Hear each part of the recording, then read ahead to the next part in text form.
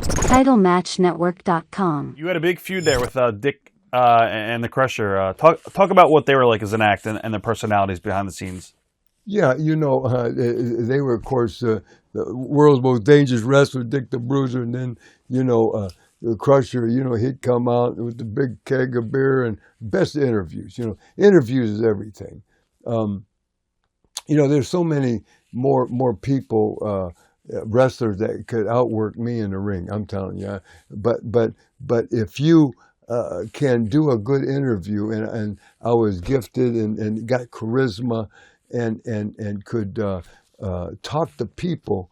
Right there, you're on TV, they're watching you, and they're sitting in their easy chair, and men, if you can talk them out of that easy chair, warm and nice home, and talk them to come out to see you get your can kicked or whatever, if you're a bad guy, or if you're a good guy to beat whoever. But if you can do that, if you got it,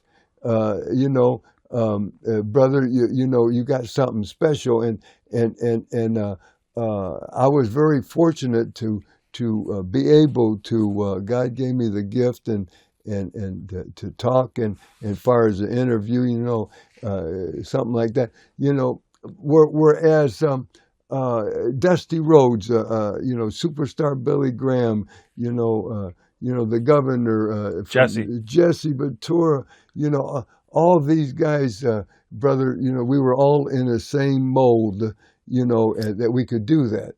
And other guys, good hands, boy, they could wrestle, they could pick a bump. Oh man, they were just so beautiful and fluent, but they just stayed right in the middle. They were just good, solid hands, man. And we need all of them. We need them all. Right. But I'll tell you, interviews is 90% of drawing money for the company. 100%. Yeah. 90%. 10% is the work in the ring. Now, just like a bodybuilder, and you can agree with this, I know.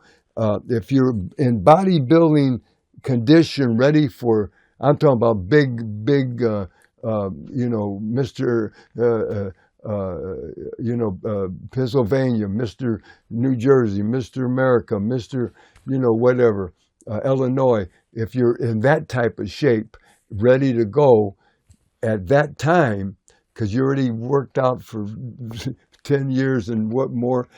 Okay, that point right there, when you're really ready for your big contest, people, is 90% nutrition and 10% the iron. In the ring, right. In the iron. This is the bodybuilders.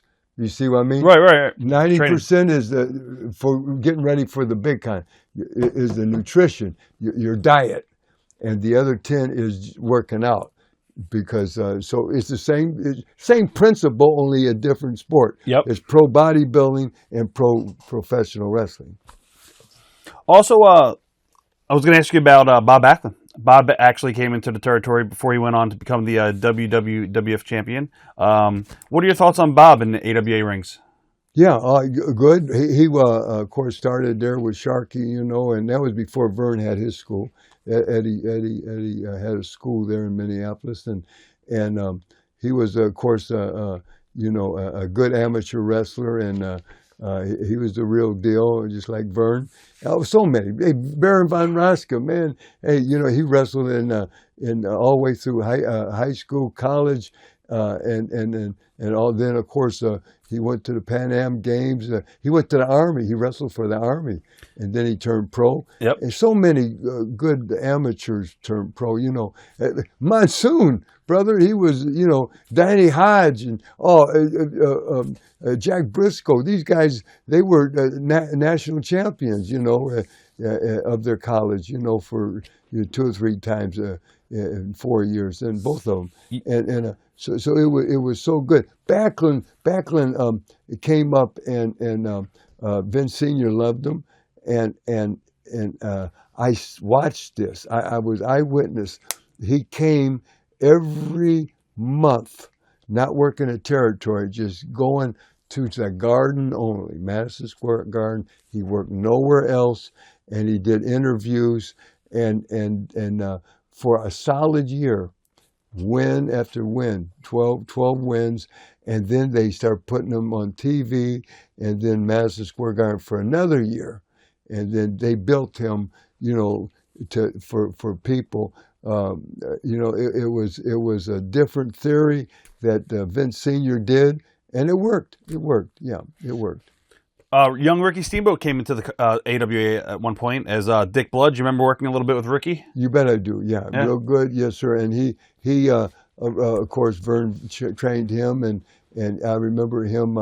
Verne said one Saturday, he said, I'm having a few of my trainees coming in and from the school, and they're gonna watch you guys do not only the matches, but that morning we did interviews.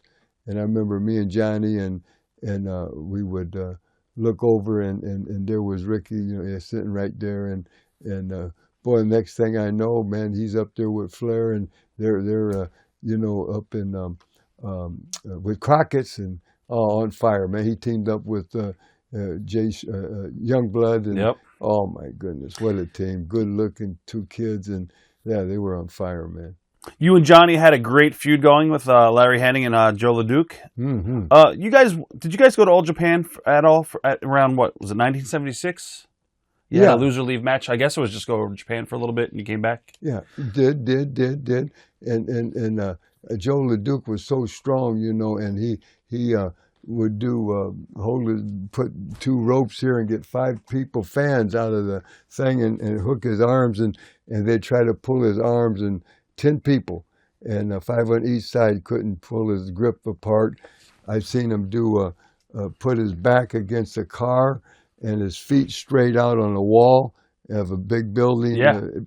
And they'd get in there and just smoke them wheels, hold the car back, and dangerous stuff, And I seen him pull a bus full of people, with just a strap on, and pull a bus, man. And just the feats that he did was just unreal. And but I loved him, and me and Johnny, we would always want him to start out because we could work with him. He would shoot me in, brother man, and shoot Johnny in, and he'd call us duck and dodge because he'd come off with this big axe, man, and call it the axe handle, but he'd take your head off, man. Right. Yeah, and we'd go one way, I'd go, and he loved it, man. But he'd call us duck and dodge, man. But we'd get his partner in there, and the big Larry. we'd get LeDuc in there, and we would say, no, stay in, man. We're taking back drops. He's kicking her can because we know here comes Larry in, or Mad Dog. He was another guy. God bless, these guys are tough guys, right? Man. Yeah, and of course it's all in fun, man. All good, and we were all brothers, man. We just laugh, but of course there's certain people you love to work with more. There's certain people, Rob, you give your body to. You can, man. You could lay down in the middle of the ring, brother, and brother, a guy come off the top rope and with anything, and you could be thinking about what you're going to have for dinner, what you're going to. Hey, I'm going to Miami. Take a few days off. You can, Yeah. You know what I mean? You give your body, and then you protect your body, brother. And so many guys, you get hurt, and so you learn. But we're all in there together, one big family, man. And it's just a great. I'm just so fortunate I was able to raise 3 families, and I'm really a family man. I love it. I've been married my whole life. I married when I was a teenager. I married for 17 years, and I talk about this in my autobiography. And I had 3 lovely daughters, and man, it was my fault, and it was all my fault. I left, and I just left with 2 little suitcases, a little jingle in my pocket. I mean, nothing. I gave them the car, the house, furniture. I didn't want nothing because they had to raise my children. And I just left. I started all over. I didn't have a dime. And then I was married to the next lady, for 13 years. I had a son, and same thing. And man, left everything, just the same thing, 13 years. And then I met another angel, and that's my girl now. 30 years I've been with her, and I'm so fortunate. So I've been married my whole life, brother. Right. I love that. And the whole thing is that you can do all this, and the business did it for me. Because, Rob, if you can make it one time in any business, I don't care what it is, if you have what it takes to do that, and God, I give credit to God. I mean, but I did, and if you can do it one time, you can do it twice, you can do it 3 times, you can continue doing it. Except now I'm 78 years old, almost 80, going on. So now I'm running out of time.